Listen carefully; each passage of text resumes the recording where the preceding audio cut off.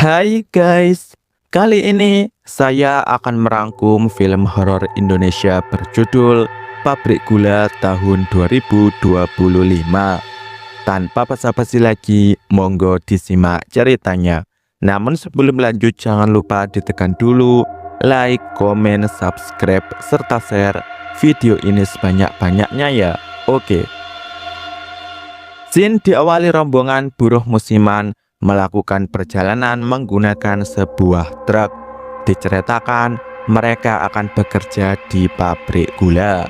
Sesampainya di pabrik, mereka mengantri untuk mendapatkan loji.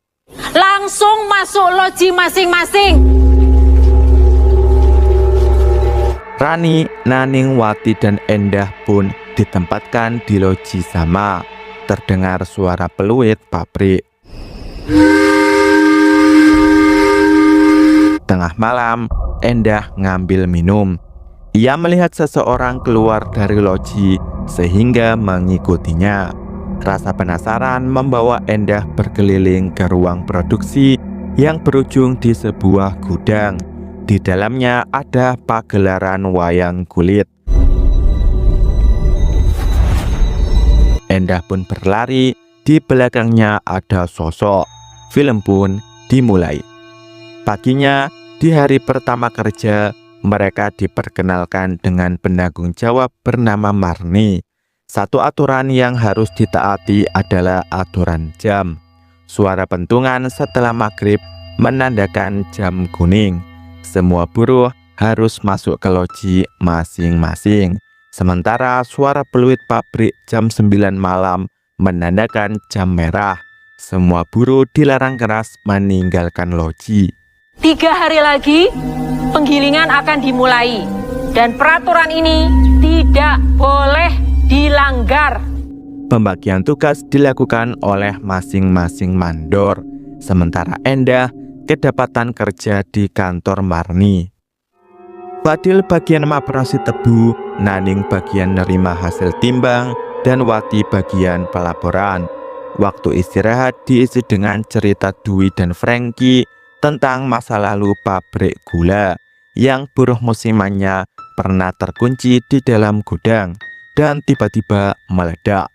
Inilah alasan diberlakukannya aturan jam kuning dan jam merah. Arwah mereka gentayangan. Mereka teriak, panas!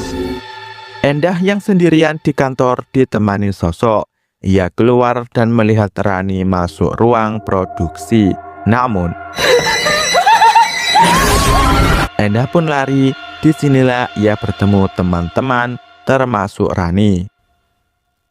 Frankie dan Dwi cangkruk sambil main kartu bersama satpam bernama Rano dan Karno. Jam 9 kurang 10, tanda mereka harus sudah masuk loji. Peluit berbunyi membuat mereka harus lari sampai-sampai sandalnya Dwi ketinggalan. Di loji, Endah hanya ngelamun. Sampai-sampai ada kelabang di balik piring. Naning yang boker, tiba-tiba lampu berkedip. Ada banyak sosok di belakangnya. Paginya, dalam perjalanan kerja, Hendra sebel karena habis mimpi buruk. Ia nggak mau cerita ke siapa-siapa, termasuk Wati. Mas, mbok dijawab kok ngimpi. Wes talah. Rani mendapat tugas mengantar dokumen ke stasiun timbang. Kebetulan Endah mendapat tugas sama, sehingga mereka berbagi. Tiba-tiba, kereta lori bergerak tanpa kawalan menghujam Rani. Mau nggak mau, Endah dinyatakan terlibat dan kena semprot Marni. Saran dari Mbak Samin, penggilingan ditunda dulu untuk memastikan ini hanya kecelakaan kerja biasa. Namun, Marni menolak dengan alasan penurunan omset. Pertanda buruk karena air degan yang dibelah Mbak Gina berwarna hitam. Untuk mengatasinya, 2 sapi dipersiapkan untuk persembahan. Apa sing garai para senggala iku murka? Karo. Di lojinya, Endah mengetahui Rani sudah di kamar. Tentu saja itu sosok lainnya. Paginya, kedua sapi masih hidup, pertanda persembahan tidak diterima. Mau nggak mau, mereka melakukan persembahan manual sebagai usaha terakhir. Kejadian aneh juga dialami Fadil, yaitu dalam tidurnya ia didatangi noni Belanda berkepala buntung. Hal ini membuatnya terlambat. Kebetulan sekali pagi ini ada kejadian heboh, yaitu tumbangnya buruh bernama Eko ke dalam sumur tua. Kamu bukan orang biasa. Mbak Samin dan Mbak Jina tahu jika Endah menyembunyikan sesuatu, yaitu pagelaran wayang yang ia lihat. Diceritakan itu adalah bagian dari kerajaan Demit. Mereka marah bukan karena kesalahan Endah, namun ada kesalahan besar lain yang belum terpecahkan. Ada pelanggaran yang lebih besar lagi yang kita belum tahu. Terkuaklah ada satu gudang terlarang, tempat terjadinya kebakaran yang diceritakan Dwi dan Frankie. Gudang ini pernah dijadikan tempat pemujaan Ratu Demit bernama Maharatu, sehingga dikeramatkan. Diketahui ada buruh yang datang ke sini, merusak batas gaib dan mencuri barang milik Maharatu. Seketika Marni mengalami pendarahan hebat. Pindah ke Naning yang menemukan perhiasannya berantakan. Aneh sekali karena pintu kamar menghilang. Datang juga segerombolan orang-orang gosong. Kebetulan ada Hendra. Diketahui inilah barang milik Maharatu. Mereka bergegas keluar berniat mengembalikan. Masih dihalangi segerombolan orang-orang gosong. Endah dan Fadil pulang menemukan perhiasan tersisa. Hanya Hendra dan Naning yang gak ada di loji. Menjadi bukti kuat mereka adalah pelakunya. Tugas pun dibagi. Fadil keliling ke loji-loji menemukan seseorang minta tolong dari kejaran sosok. Ini hal sepele baginya.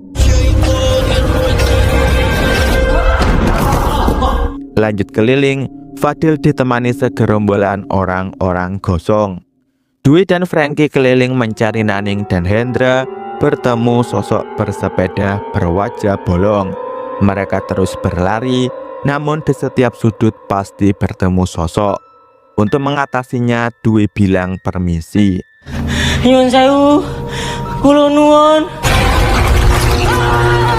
Kembali lari, kali ini bertemu Fadil. Mereka pun sepakat ke gudang terlarang menyusul Endah dan Wati.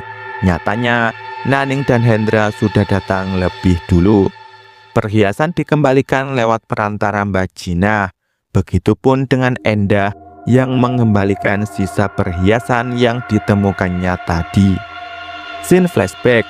Di malam itu, Hendra dan Naning sengaja mencari tempat sepi untuk enak-enak. Dipilihnya gudang terlarang. Setelahnya, Naning sengaja melewati batas gaib dan mencuri perhiasan milik Maharatu. Yang paling menyesal adalah Wati sebagai calon istrinya Hendra. Karena dia calon bojoku nih, astagfirullah. Tiba-tiba, Wati melayang kerasukan.